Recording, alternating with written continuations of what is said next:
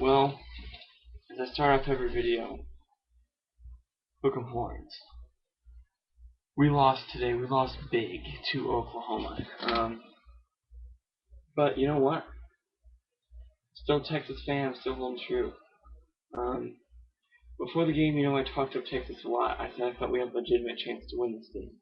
I also said I thought Oklahoma was a better team. Um, I think in a lot of ways we hurt ourselves. I'm not going to take away anything from Oklahoma because they still did a great job.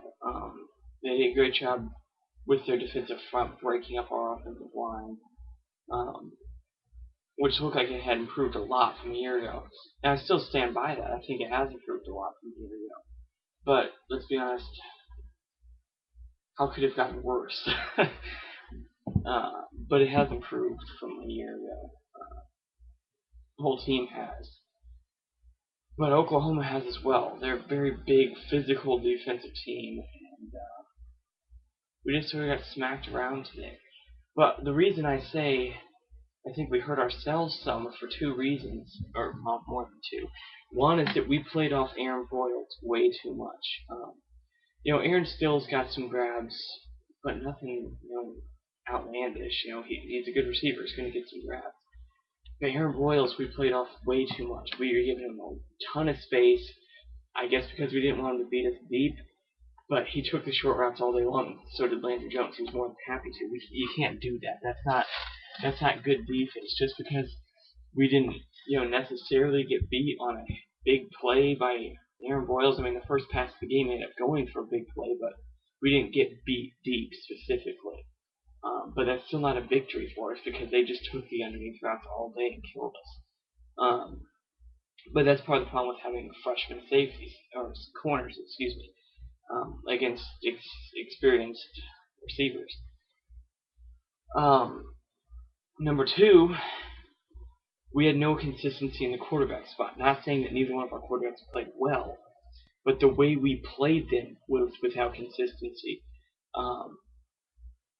I think McCoy is better out of Ash and himself.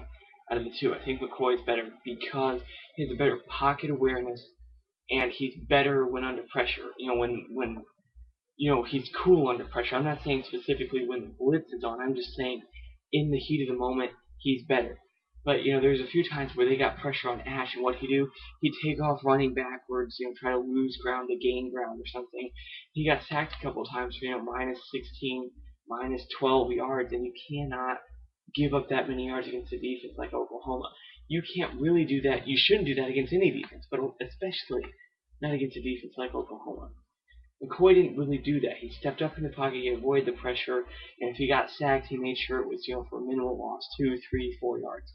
He fumbled the ball away a few times, but, the first fumble I can't really blame him with much because he was getting hit from every angle.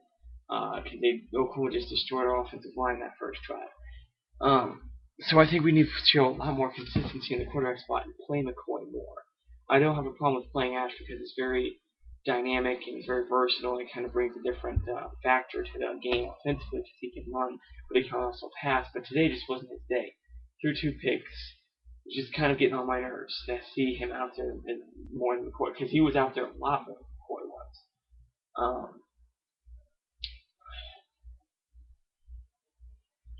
But I just think McCoy needs to be the primary guy. It needs to be kind of 70-30. McCoy needs to take about 70% of the snaps, 30 needs to go to Ash. If you want to split them up, that's fine, but make sure McCoy gets the majority of it.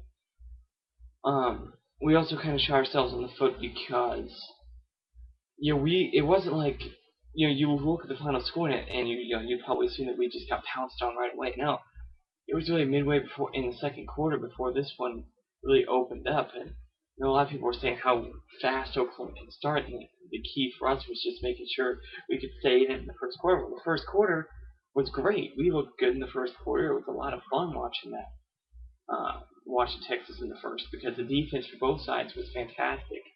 But then we just let them go nuts. And I have to give them credit for attacking those young safeties. That's very intelligent. We shut down the run. I couldn't really tell if we shut down the run or if Oklahoma just decide, you know what, why are we trying to run? Because when the first quarter, it looked like they were really trying to establish the run. But then it looked like they were just sitting there going, you know what, why do we need to establish the run when we've got veteran receivers against freshman corners? Just pass the ball. And so they did, and they did it successfully. Another thing is that we seemingly ran all over Oklahoma. That drive where we got the field goal, and even before the fumble on our first drive, we were running all over Oklahoma, with Whitaker and Brown.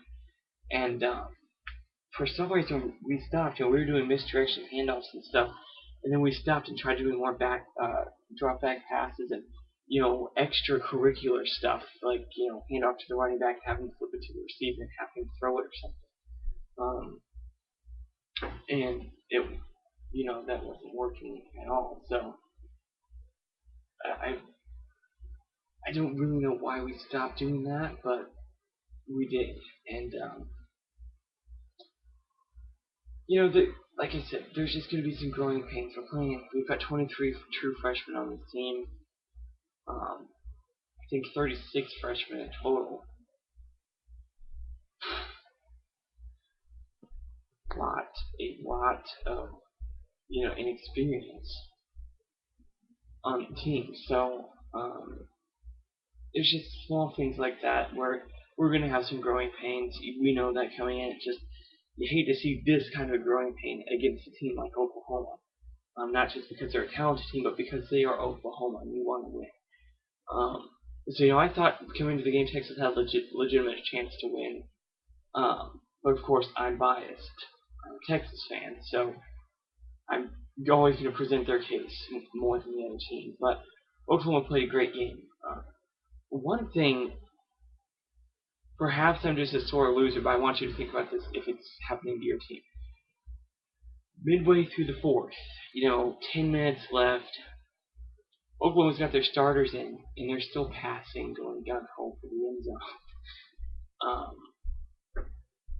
I don't know, and as a Texas fan, it kind of irritates me, obviously, just mainly because my team is losing.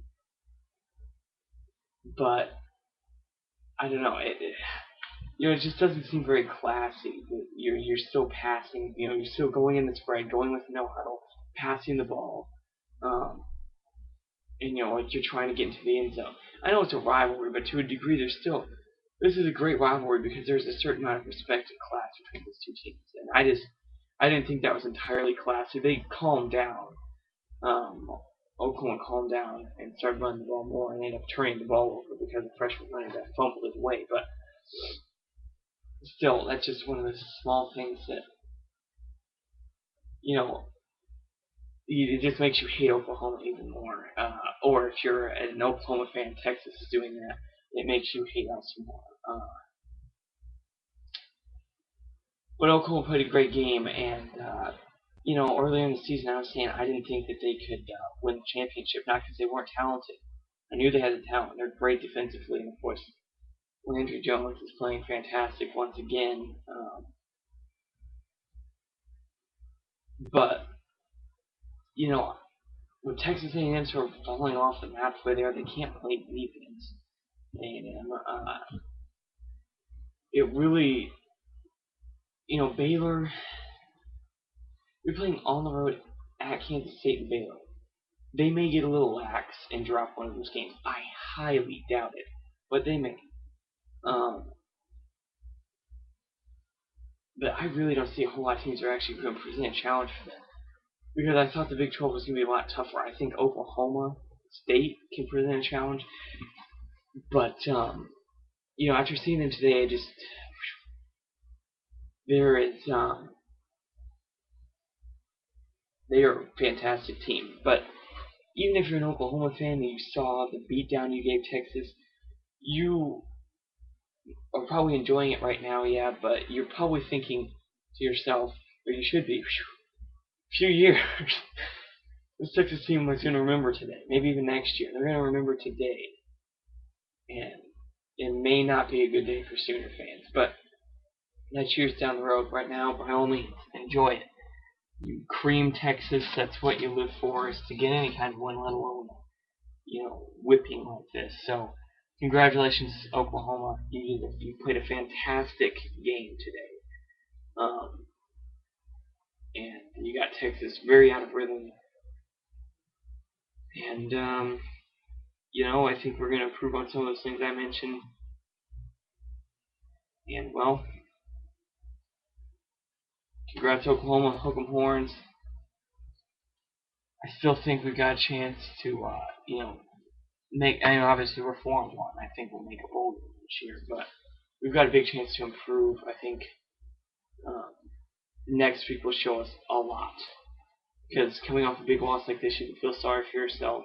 We can bounce back. I think this Texas team is going to try to bounce back and come up swinging against Oklahoma State next week. So I look forward to that game as much as I look forward to Oklahoma, because it's sort of going to give you some of the insight to these young guys' character and all of that. So hook 'em horns, Texas fight.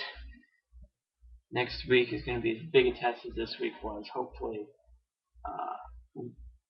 we get closer to passing than we did today. But congrats on you, hook 'em horns.